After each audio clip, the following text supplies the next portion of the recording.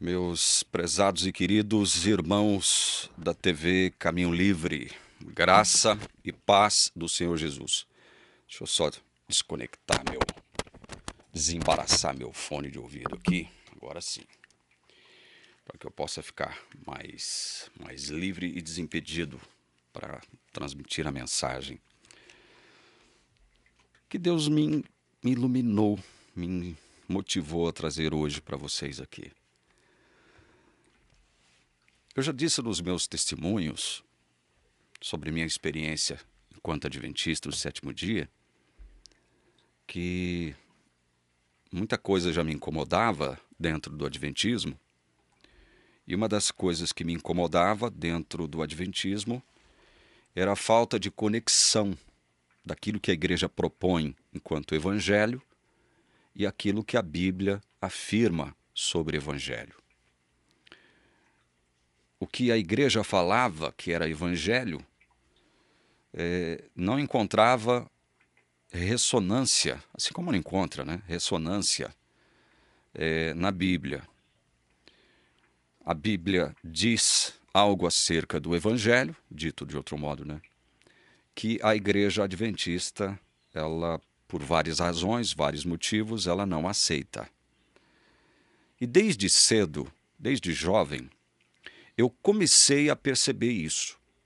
Só que como eu era muito ignorante em relação à Bíblia, eu não tinha um conhecimento bíblico profundo, eu não tinha cacife intelectual, eu entrei na igreja jovem ainda, com 18 anos de idade, e completamente ignorante em termos de Bíblia, mas eu sempre, desde cedo, eu aprendi a ler, né?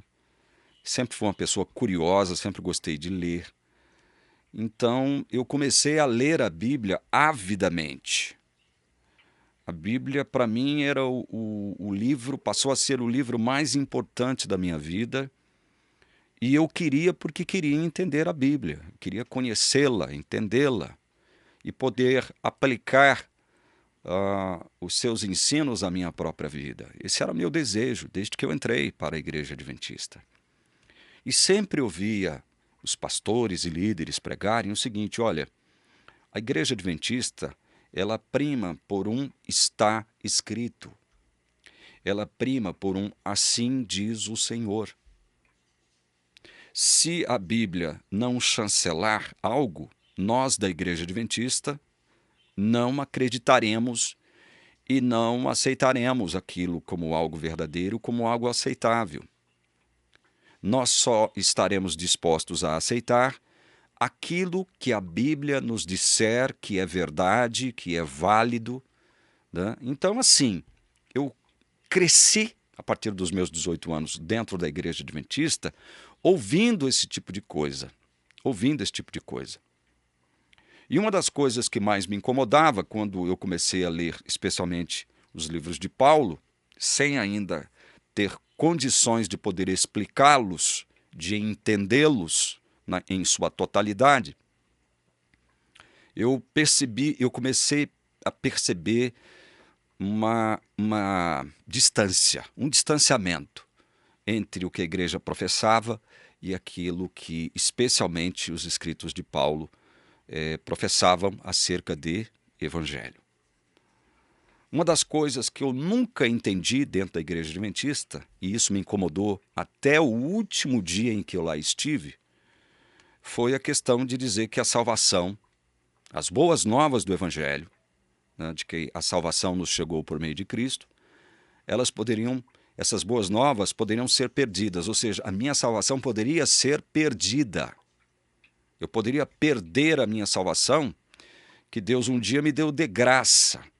Ele decidiu me dar a salvação de graça, gratuita, como diz Paulo aqui em Romanos, capítulo 3, mas que, no entanto, lá na frente, depois de me dar essa graça gratuita, ele iria me cobrar caso eu não alcançasse um ideal de prática religiosa. Esse ideal de prática religiosa, dizia a Igreja Adventista, é a perfeição, através do que mesmo? Através da obediência a toda a lei de Deus. E aquilo que a igreja me ensinou, a igreja adventista me ensinou enquanto lei de Deus, era o quê? Os 10 mandamentos. Os 10 mandamentos. Então a igreja chega e diz o seguinte: olha, a salvação Deus nos deu de graça. Sim, a Bíblia fala sobre isso. Só que tem um detalhe. Agora que você foi salvo de graça, pela graça de Deus, graça gratuita, você não pagou por ela, agora você tem que se esforçar por guardar os 10 mandamentos, a lei de Deus, porque se você não guardar os 10 mandamentos, se você falhar em um só, você se tornará culpado de ter falhado em todos os demais 10 mandamentos. E, consequentemente, Deus julgará você. E quando ele passar pelo seu nome no tal juízo investigativo, ele vai te condenar porque você não conseguiu guardar os 10 mandamentos de forma plena, completa, cabal, perfeita.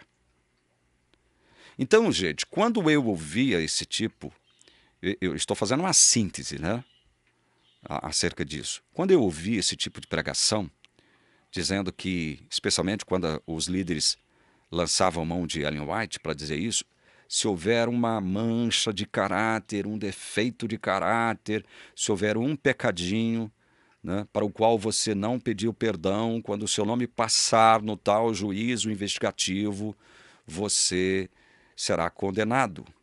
Jesus te condenará. Você perderá a sua salvação que um dia ele te deu de graça.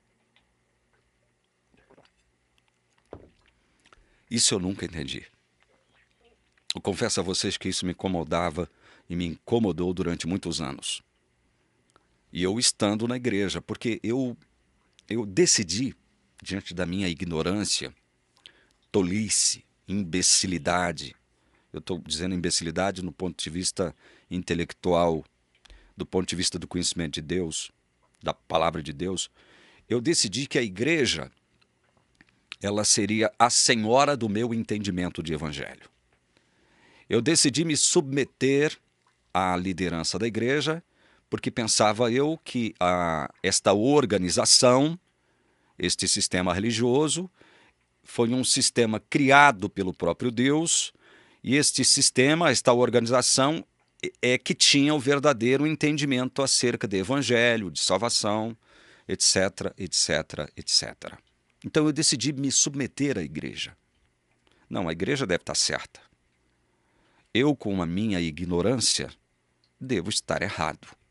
Então as coisas devem ser assim mesmo, conforme a igreja está falando. Deus me deu a salvação de graça, é graça gratuita. No entanto, ele vai me cobrar lá na frente por ter me dado essa salvação de graça. Cobrar como? Que eu obedeça os 10 mandamentos de forma íntegra, total, ininterrupta, completa. É desse jeito que Deus vai me cobrar. Então nós somos salvos pela graça, vai dizer a igreja adventista, né? Para mim. Nós somos salvos pela graça, mas seremos julgados pelas nossas obras. Gente, isso, embora eu tenha aceitado isso, né? Eu tenha aceitado os ditames da igreja sobre mim, o domínio da igreja sobre mim, isso eu nunca compreendi. Isso aí eu vou ser sincero para vocês, eu nunca compreendi. Aceitei a premissa de que fomos salvos pela graça, mas seríamos julgados pelas obras. E toda vez que eu parava para pensar nisso, eu ficava imaginando o seguinte: eu estou enrolado. Há pouca esperança para mim. Porque, muito embora eu esteja na igreja, eu não consegui ser santo ainda. Ao ponto de poder dizer o seguinte: eu guardo os 10 mandamentos da lei de Deus de forma perfeita, de forma ininterrupta, de forma plena e cabal, de forma completa. Eu nunca tive condição de dizer isso. Eu guardo os 10 mandamentos. O que, na verdade, eu sentia era um desejo profundo, enorme, né, uma fome insaciável de guardar os 10 mandamentos. Porque eu sabia, segundo a igreja, que se eu não guardasse os 10 mandamentos, todos eles de forma completa e cabal, eu seria julgado e seria condenado por Jesus. Esse mesmo Jesus que me deu a salvação de graça. Então, gente, eu, de posse da minha ignorância, ou possuído por ela, eu não conseguia equacionar isso. Salvação pela graça, julgamento pelas obras. Salvação pela graça, julgamento pelas obras. Salvação pela graça, julgamento pelas obras. Você é salvo pela graça, mas julgado pelas obras. Eu não conseguia equacionar isso. Vocês vejam como eu, ao mesmo tempo que eu não conseguia equacionar isso, eu já estava equacionando isso, porque eu sempre fui um leitor voraz da Bíblia. Eu sempre fui um leitor voraz da Bíblia. Eu leio a Bíblia todo santo dia. Desde que eu entrei para a igreja adventista, eu passei a ler a Bíblia todos os dias. Então, assim, embora eu não soubesse equacionar a proposição adventista, eu parece que, de acordo com as minhas leituras, eu comecei a perceber que tinha alguma coisa errada nessa história. Tinha alguma coisa que não estava batendo, só que eu não tinha, como eu disse, cacife intelectual para bancar isso. Não tinha. Então, isso também me incomodou ao longo dos 26 anos em que eu lá estive. Você é salvo pela graça, julgado pelas obras. A salvação se dá quando Deus faz a parte dele e você faz a sua. Então você tem que trabalhar em cooperação com Deus para ganhar a sua salvação. Você tem que trabalhar. Você tem que produzir obras. E o que é o trabalhar? O que é o produzir obras? É guardar os 10 mandamentos. Porque se você falhar num só ponto, você se torna culpado de todos. Vai dizer Tiago 2,10. Bendito Tiago 2,10. Vocês estão entendendo? Então, eu vivia nesse conflito dentro da igreja adventista. Eu nunca consegui, enquanto eu nunca entendi graça lá dentro, eu nunca consegui viver em paz. Tanto é verdade, que como vocês já sabem, vocês que me acompanham aqui, eu saí da igreja 2 vezes. Eu comecei a pensar o seguinte, bom, esse negócio de salvação não é para mim, não. Não adianta, eu não consigo guardar os 10 mandamentos. Não consigo. Eu não consigo ser santo. Eu não consigo alcançar os altos ideais que a igreja, né, impõe sobre mim. Não consigo. Então, por 2 vezes eu deixei a igreja. Muito pensando nisso. Na minha falta de capacidade, competência para guardar os mandamentos de Deus. Os 10 mandamentos. Porque para a igreja adventista, lei constitui-se apenas de 10 mandamentos. Quando a igreja adventista fala de lei, ela está falando de 10 mandamentos. Só. Tábuas de pedra. Então, gente, por isso eu saí da igreja por 2 vezes. Porque eu, quando me olhava no espelho, eu me enxergava como um tremendo de um picareta. Falei, pô, eu estou na igreja, mas eu não consigo guardar os 10 mandamentos. Eu estou fingindo. Eu estou fingindo. Aí eu ficava pensando o seguinte. Em certos momentos, parecia até que eu conseguia guardar os 10 mandamentos. Né? Isso é uma percepção minha, pessoal, opinião minha, uma coisa completamente idiota. Mas eu pensava, bom, eu transgrido aqui, mas depois eu posso pedir perdão, porque o perdão está disponível para mim. Se alguém pecar, temos um advogado, Jesus Cristo justo, né, junto ao Pai. Eu pensava assim. Então eu tenho que, se eu pecar na minha vida cristã, eu tenho que ir pedindo perdão. Eu não posso deixar de pedir perdão, porque vai que Jesus volta no momento em que eu cometi um pecado e não pedi perdão por esse pecado. Olha só o tamanho da imbecilidade sobre a qual eu vivia. Esse tipo de pensamento ele passou a dominar a minha mente, o meu coração, a partir do instante em que eu me olho no espelho e me descubro completamente incapaz de guardar os 10 mandamentos. Então eu tenho que ir vivendo, né? É óbvio que eu vou cometendo os escorregões, pecado, mas eu tenho que pedir perdão por eles, eu tenho que me arrepender deles, pedir perdão por eles, porque vai que Jesus, quando voltar, me pega num período em que eu ainda não pedi perdão por um determinado pecado que eu cometi. Vai que ele me volta e me pega em pecado. Porque se eu cometi um pecado só, eu me torno culpado de todos. Então, vai que Jesus volta e me encontra como condenado pelos 10 mandamentos. Então, eu tenho que dar a sorte, porque é disso que se trata, de que quando Jesus voltar, eu esteja em dias com os 10 mandamentos. E por ocasião da nossa saída, eu digo nossa, minha e do Elias, o Elias me disse que assistindo um culto na Igreja Central de Cuiabá, Igreja Adventista Central de Cuiabá, eu conheço essa igreja, ele ouviu o pastor dizer: vai que você dá o azar de Jesus voltar e pegar você numa condição dessa de pecado. Vai que você dá o azar. E aí eu entendi muito bem o que esse pastor quis dizer, porque eu, de posse da minha imbecilidade, ou possuído por ela, eu pensava a mesma coisa. Eu pensava a mesma coisinha. Bom, eu tenho que, se eu pecar, eu sei que eu vou acabar pecando, eu tenho que dar um jeito de pedir perdão logo, porque vai que Jesus volta. Ou então eu morro, sem ter pedido perdão por aquele determinado pecado que eu cometi, que me torna culpado de todos. Estou perdido. Então, aquela salvação que em princípio foi pela graça, agora ela se torna a salvação que será consumada pelas obras. Gente, isso é uma coisa tão absurda, e que enquanto eu não entendi aquilo que a Bíblia realmente revela sobre a relação do verdadeiro crente com a lei de Deus, e que a lei de Deus sob a qual você está agora é a lei do Espírito, né? Que introjetou todos os princípios morais dessa lei de Deus na minha mente, no meu coração, e agora eu não vivo mais pela letra da lei, lá nas tábuas de pedra ou no livro da lei, eu não vivo mais sob esta lei. A lei mosaica, a lei de Moisés, ela não me domina mais, eu estou livre dela, verdadeiramente livre dela, como Paulo vai dizer aqui, em Romanos capítulos 6, 7, 8. Eu não estou mais sob o domínio da lei de Moisés, eu estou sob o domínio da lei do Espírito da vida em Cristo Jesus. É a lei do Espírito da vida em Cristo Jesus que me livrou da lei do pecado e da morte. Enquanto eu não entendi que esta lei do pecado e da morte era a lei de Moisés, constituída não por 10, mas por 603 mandamentos, enquanto eu não entendi que eu, como crente verdadeiro, eu não estava livre desta lei porque ela não tinha mais o poder de me condenar,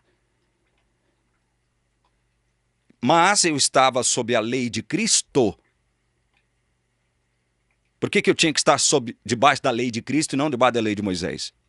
Porque debaixo da lei de Cristo, estando em Cristo, Cristo é a minha justiça, o Senhor, justiça nossa. Até eu entender que Jesus é em si mesmo a minha justiça, justiça essa que eu não consigo produzir através das minhas próprias obras, enquanto eu não entendi isso, que a fé, ela te justifica não porque a fé seja alguma coisa, mas porque ela é que te introduz dentro daquela condição do crer em Jesus Cristo. Ela é que faz com que você se aposse de algo que não pertence originalmente a você, que é a justiça de Cristo. Então, a fé que me conduz a esse Jesus Cristo, e esse Jesus Cristo que me dá o que? Justiça, é isso que me salva. Não são as minhas obras, não é a minha performance religiosa, não são, como diz Ellen White, os exercícios religiosos que eu posso praticar que irão garantir a minha salvação. Então, enquanto eu não entendi isso pela palavra de Deus, eu fui escravo desta aberração teológica, desta heresia que diz: você foi salvo pela graça, sim, mas será julgado pelas obras. Enquanto eu não entendi o que era evangelho de verdade, segundo a Bíblia, eu vivi dentro, sendo dominado, sendo escravo dessa proposição maligna. Maligna. Porque o adventista, a teologia adventista é desonesta porque ela diz o seguinte, olha, sem lei não há graça.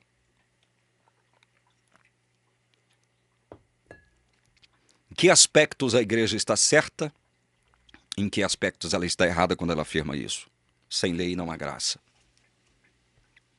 Porque para ter havido graça, foi preciso que o Espírito Santo me revelasse a lei. Enquanto eu vivia sem Cristo, eu não tinha conhecimento da gravidade, da malignidade do meu pecado, né?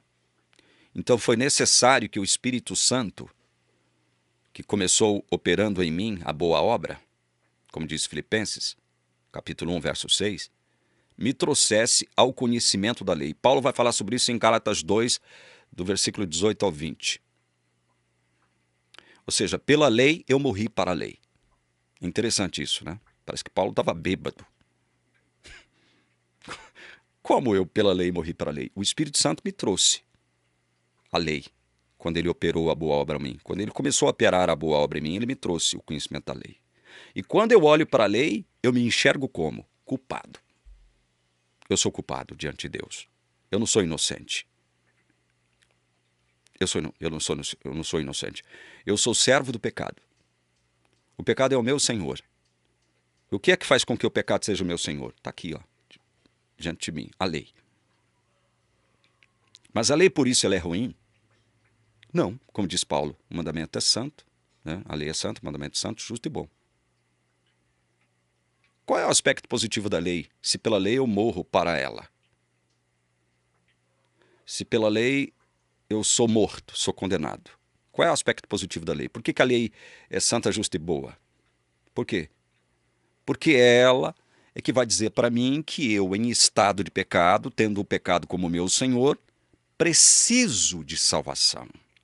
Por mim mesmo, veja, por mim mesmo, pelas minhas obras, eu não conseguirei me livrar da condenação. A lei te mata por isso. E a lei é boa, ao mesmo tempo, por isso, porque ela te mata. E ao te matar, espiritualmente falando, ela vai, por incrível que pareça, através do Espírito Santo, da obra do Espírito Santo, injetar em você um desejo que antes você não tinha. Que desejo? O desejo de se livrar da condenação que pesa sobre a sua cabeça por conta do pecado de Adão primeiro e depois por conta dos seus pecados. Você está condenado. Se não fosse a lei me dizer isso, através da obra do Espírito Santo, eu não sentiria desejo de salvação. Só que ao mesmo tempo em que eu sinto o desejo de salvação, a lei me diz que eu não tenho condição de me salvar a mim mesmo através das minhas obras. Então a lei, ela vai me colocar num canto e vai me dizer o seguinte, eu estou parafraseando tudo, né? Olha, você precisa de salvação, você não pode produzir obras para se salvar, não há como, mas Deus criou um negócio chamado graça. E esse desejo que você está sentindo agora de se libertar dessa condenação, de se ver livre dessa condenação, é o desejo por esse negócio que Deus criou e chamou de graça. Essa coisinha chamada graça, que é o favor imerecido, é que vai te livrar da condenação de Deus. É que vai te salvar verdadeiramente. É graça, e Paulo tem que ser redundante aqui no livro de Romanos, gratuita. Gratuita. É favor imerecido. É um favor que Deus faz por você, porque você não tem condições em si mesmo, através das suas obras, de produzir sua própria salvação, sua própria libertação do pecado e da condenação da lei. Você não tem como, por si mesmo. Gente, até eu entender isso, até eu entender que essa graça que me alcança como favor imerecido, ela é gratuita, E é ela que me insere no reino de Deus, porque aí eu passo a crer em quem? Ou no quê? Eu passo a crer em mim como capaz de produzir obras que vão garantir a minha salvação? Não. Essa graça que me é trazida pelo Espírito Santo, ela faz com que agora eu creia em uma pessoa que cumpriu toda a lei por mim. Uma pessoa que produziu justiça por mim. Então, se eu creio nesta pessoa verdadeiramente, como meu salvador ou minha salvadora, eu estou falando pessoa, né? Se eu creio nesta pessoa como minha salvadora, então agora eu estou livre da lei do pecado e da morte, estou livre do pecado, estou livre da condenação. Não é porque eu agora sou capaz de produzir obras que vão fazer com que Deus tenha que obrigatoriamente me dar a salvação porque eu estou trabalhando por ela. Não é por isso não, é porque eu creio numa pessoa que já trabalhou no meu lugar, cumprindo toda a lei de modo perfeito. Nele não há pecado. Nele a justiça de Deus se concretiza, do ponto de vista humano, porque ele já era justo antes de se tornar humano. Mas do ponto de vista humano, ele teve que cumprir toda a lei. Ele nunca pecou, nunca escorregou, porque ele construiu justiça para mim, que creio nele agora, para você que crê nele agora. Então, até eu entender que nada do que eu faça ou deixe de fazer pode produzir justiça para mim diante de Deus, até eu entender isso, eu fiquei claudicando dentro dessa proposição adventista. Você é salvo pela graça, sim, mas será julgado pelas obras. Então, trate de guardar os 10 mandamentos de modo perfeito, cabal e completo, porque senão vai que Jesus volta e encontra você numa condição de pecado e culpado por todos os pecados dos 10 mandamentos. Contra os 10 mandamentos, porque se você pecar em um ponto, você se tornou culpado de todos. Vai que Jesus volta e te encontra numa condição de pecado, culpado por transgredir os 10 mandamentos. Eu vivi escravizado por essa proposição. Aí, eu leio um texto da Bíblia, um texto, só um versículo, que me diz algo que destrói esta proposição adventista. Eu repito, lendo um texto da Bíblia só um texto da Bíblia vai destruir, vai reduzir a pó de traque esta proposição adventista. Você é salvo pela graça, mas será julgado pelas obras. Cuidado. Só um versículo da Bíblia detona, destrói por completo esta proposição. Só um versículo. Que versículo é esse? Ele está aqui, em Romanos capítulo 5, versículo 19. Porque como pela desobediência de um só homem, Adão, muitos se tornaram pecadores, assim também, por meio da obediência de um só, muitos se tornarão justos. Vocês observaram a força desse texto? Observaram a força dele? Se pela desobediência de um só, Adão, Paulo, ele trabalha aqui na questão do muitos. Esse muitos aqui significa todos, toda pessoa e cada pessoa da face da terra. Esse muitos tem esse sentido, tá? Esse primeiro muitos aqui. Ele tem esse sentido, porque senão ele estaria se contradizendo com relação ao que ele disse aqui anteriormente, especialmente no versículo 18. Todo ser humano foi condenado pelo pecado de um só. Então, se pela desobediência de um só, muitos se tornaram pecadores, Assim também, pela obediência de quantos? De você e de Cristo? De Cristo e de você? Assim também por meio da obediência de Cristo e de você? Não, não é de Cristo e de você. Não é de Cristo mais você. É pela obediência de um só. Muitos, e esse muitos aqui não é um muitos absoluto. Esse muitos aqui não tem um sentido de todos. Toda pessoa e cada pessoa da face da terra não tem esse sentido. Muitos se tornarão justos. Porque se tivesse esse sentido, que o arminiano quer atribuir ao texto, todos teriam que ser salvos. Todas as pessoas da face da terra seriam salvas. Stalin seria salvo, Hitler seria salvo, Mao Tse-tung seria salvo, Pol Pot seria salvo, Idi Amin Dada seria salvo, Nero seria salvo. Todos os reis e dominantes maléficos e dominadores maléficos da face da terra seriam salvos se você interpretar esse segundo muitos aqui de forma absoluta, universal. Não, não é assim. Esse muitos aqui é muitos no sentido da palavra, no sentido mais essencial dessa palavra. Muitos não são todos. O primeiro muitos são todos. Toda pessoa, cada pessoa da terra. Toda e cada pessoa da face da terra. Agora, esse muitos, segundo aqui, é um grupo de pessoas. São os eleitos, sobre os quais o apóstolo Paulo fala em muitos lugares, inclusive aqui em Romanos. Ele começa a falar sobre os eleitos, os que foram predestinados para a salvação. E o interessante é que isso ofende.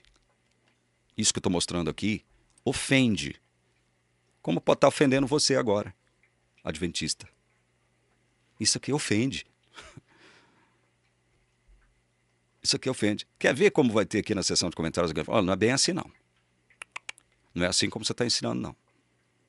Eu estou ensinando. Eu estou ensinando errado. Não é assim, não. Quer dizer que o versículo 19 não é bem assim.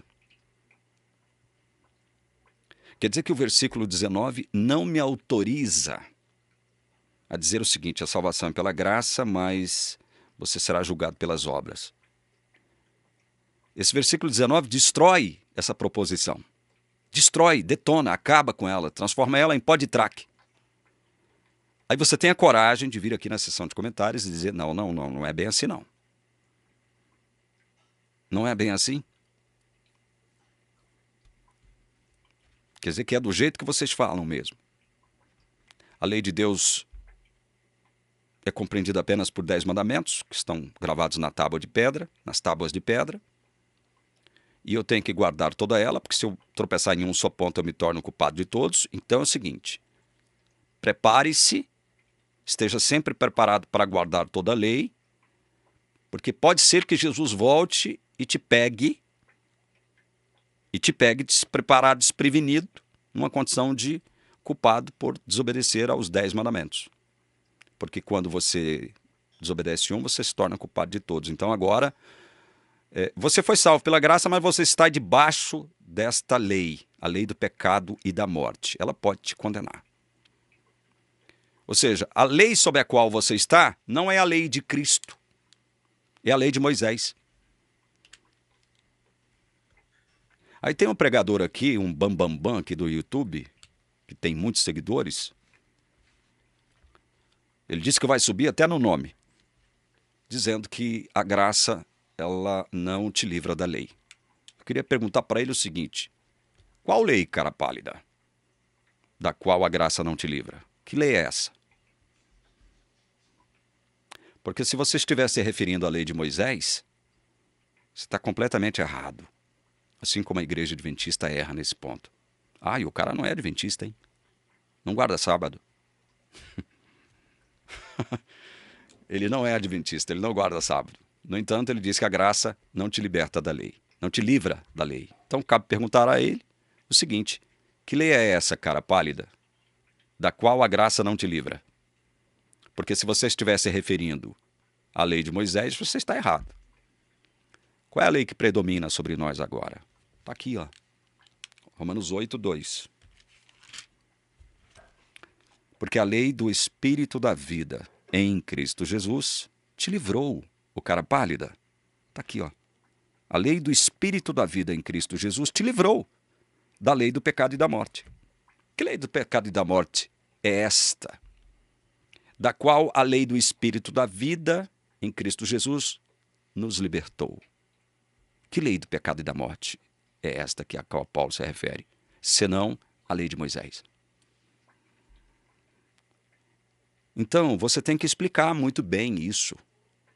Porque no afã de querer dizer que o cristão não vive sem lei, você pode confundir a cabeça do cristão, do crente, como faz a teologia adventista,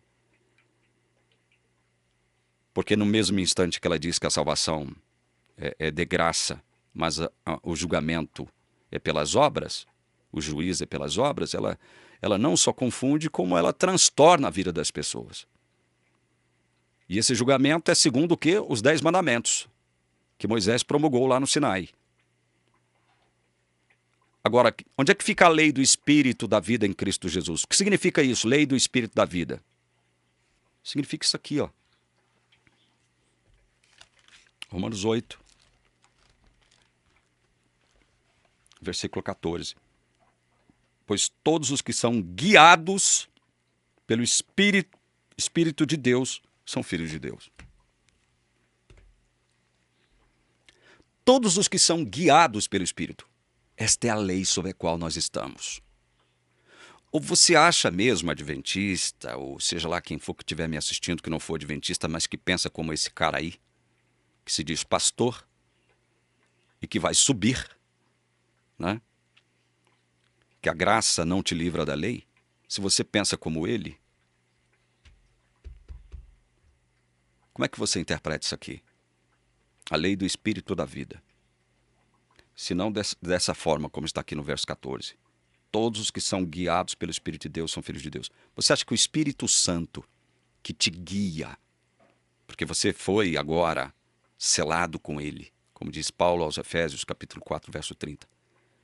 O Espírito está para sempre conosco, como Jesus prometeu no Evangelho de João, conforme registrado no Evangelho de João. O Espírito está para sempre. Qual é a parte do Espírito estará para sempre conosco que você não entendeu? A lei que eu devo obedecer é esta aqui. É a voz do Espírito Santo ao falar comigo, vá por aqui, não vá por ali. Mas como o meu corpo é carnal, às vezes, e muitas vezes, ele se insurge contra o Espírito. O meu corpo, no qual não habita bem nenhum, o meu corpo, essa carne aqui, os meus membros, eles são escravos da lei do pecado. Aquela lei do pecado e da morte. A lei de Moisés. Meu corpo ainda é escravo dessa lei. Somente aqui eu estou livre dessa lei de Moisés. Aqui, ó, na mente, no coração. Porque o Espírito Santo age em mim aqui. E aí, porque o Espírito Santo age em mim aqui, é que existirão as exortações, as advertências graves que os apóstolos fazem, especialmente o apóstolo Paulo. O próprio Jesus também tratou de fazê-las. Vigiai e orai, porque o Espírito, na verdade, está pronto. Mas a carne é fraca. A carne não está pronta. O Espírito está pronto. A carne não. Aí alguém pode dizer, então, o que Jesus quer dizer é justamente o que a igreja adventista está propondo. Que você é salvo pela graça, mas o juízo é pelas obras. Você poderá perder a sua salvação. É isso mesmo que Jesus disse? É isso mesmo, cara pálida, que Jesus disse? Que ele poderá perder você por conta de você mesmo? Ou você não acredita nas palavras de Jesus registradas pelo apóstolo João, especialmente aqui nos capítulos 6 e 17 do Evangelho de João. No capítulo 6, esse Jesus Cristo da Bíblia, que não é o mesmo Jesus da Igreja Adventista, diz assim, ó: todo aquele que o Pai me dá, esse virá a mim, e o que vem a mim, de modo nenhum o lançarei fora. De modo nenhum o lançarei fora. Porque eu desci do céu não para fazer a minha própria vontade, e sim a vontade daquele que me enviou. E a vontade de quem me enviou é esta: que nenhum eu perca de todos os que me deu. Pelo contrário, eu o ressuscitarei no último dia. Jesus veio cumprir a vontade do Pai, e a vontade do Pai está expressa aqui: que nenhum eu perca de todos os que Ele me deu. Nenhum eu perca, nenhum. Ele vai fazer esta afirmação pouco antes de ir para a cruz, aqui no capítulo 17. E ele vai deixar bem claro uma coisa. Olha o que ele diz aqui no capítulo 17 de João, verso 12. Quando eu estava com eles, guardava-os no teu nome, ou seja, guardava-os. Ninguém se perdeu. Guardava-os no teu nome que me deste, e protegi-os. Protegi-os. E nenhum deles se perdeu, exceto o filho da perdição, para que se cumprisse a Escritura. Nenhum deles se perdeu, exceto o filho da perdição, para que as Escrituras se cumprissem. Então você acha mesmo, cara pálida, que o que Jesus diz com relação a vigiar e orai, porque o espírito na verdade está pronto, mas a carne é fraca, significa isso que a igreja está pregando? Você é salvo pela graça, mas o juízo será julgado pelas obras? É assim mesmo? Você que crê em Jesus, você foi dado pelo Pai a Jesus. Por isso você foi a Jesus. Como é que é ir a Jesus? É crer nele.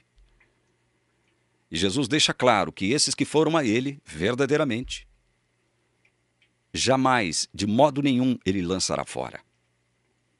E a vontade do Pai é que Jesus não perca nenhum desses que o Pai lhe deu. O Pai lhe deu. Por isso é que Jesus, no capítulo 17, vai interceder somente por esses que o Pai lhe deu. Leia todo o capítulo 17, cara pálida. Leia todo o capítulo 17 e você vai perceber isso. E Jesus cumpriu a promessa do Pai e está cumprindo a promessa do Pai hoje através do Espírito Santo. A lei que eu tenho que obedecer é a lei do Espírito da vida em Cristo Jesus. O Espírito Santo me diz: Paulo, não faça isso. Paulo, faça aquilo. Paulo, não vá por ali. Paulo, vá por aqui. É o Espírito Santo que faz isso comigo. Eu não preciso de letra da lei expressa no livro ou nas tábuas de pedra. Isso morreu para mim. Essa lei não tem mais domínio sobre mim, ela não me condena mais. O pecado não terá domínio sobre você. Por quê? Porque eu estou debaixo da graça. Não debaixo da graça mais obras. Não é assim que a Bíblia fala. É debaixo única e exclusivamente da graça. Gratuita. Esta graça que me salva completamente. É esta graça que me faz pertencer a Jesus Cristo. E eu estou guardado por Jesus Cristo, por esta graça. Eu estou protegido por Jesus Cristo, por meio desta graça, que começou a se concretizar na minha vida pela fé em Jesus Cristo. Eu estou guardado e protegido, porque é a vontade do Pai que Jesus me guarde e me proteja agora sob a guia do Espírito Santo. Esta é a lei que eu devo obedecer. O Espírito Santo imprime em minha mente, porque o meu corpo está morto. Meu corpo obedece à lei do pecado, Paulo vai dizer em Romanos 7. No meu corpo não habita bem nenhum. Então, é a lei do Espírito da vida sob a qual eu estou agora, a lei de Cristo. Ame a Deus, meu filho, de todo o seu coração, com todas as suas forças, e ame ao próximo como você mesmo. Esqueça esse negócio de lei de Moisés. ela não tem mais parte na sua vida. O que tem parte na sua vida sou eu, o Espírito Santo. O Espírito Santo é meu Senhor, é o seu Senhor. É esta lei sobre a qual eu estou agora. É o Espírito Santo que me ordena, primeiro amar a Deus, depois amar ao meu próximo. Eu não preciso mais de tábuas de pedra nem de livro da lei. Será que você nunca entendeu isso? A letra da lei mata você. Se você quiser viver sob ela, prepare-se, porque você está condenado mesmo. Você está condenado mesmo. Agora, se você quer viver única e exclusivamente pela fé no Senhor Jesus Cristo, aí sim você está guardado e protegido. Significa que você não tem lei? Significa agora que você pode fazer o que você quiser? O que seu corpo quiser? Não, não significa isso, porque você é guiado pelo Espírito. E se eu sou guiado pelo Espírito Santo de Deus, eu sou filho de Deus. Como Deus não abandona um filho. Deus pode exortar, advertir e disciplinar, como Ele faz. Muitos cairão para serem provados, embranquecidos, melhorados, né, digamos assim. Muitos cairão. Deus pode determinar o seu desvio momentâneo, a sua queda momentânea para melhorar você, fazer você, sabe, crer no poder dele, não no seu suposto poder que você tem de guardar mandamentos ou leis. Será que você não entende isso?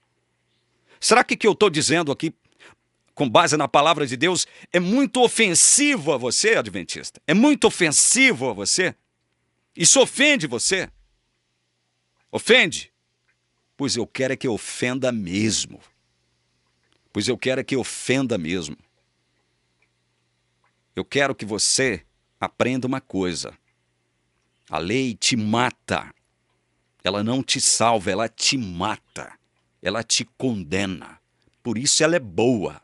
Porque quando você tem consciência de que por ela você está morto, está condenado, você, através do Espírito Santo, você recebe do próprio Espírito Santo um desejo de se libertar dessa condenação.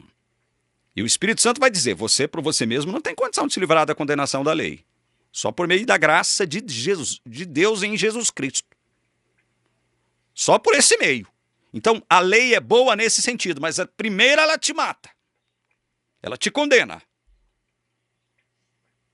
Mas ela é boa por quê? Porque, através dela, o Espírito Santo injeta em você o desejo de você se livrar desta mesma condenação da lei. A lei de Moisés. Para viver agora debaixo da lei de Cristo.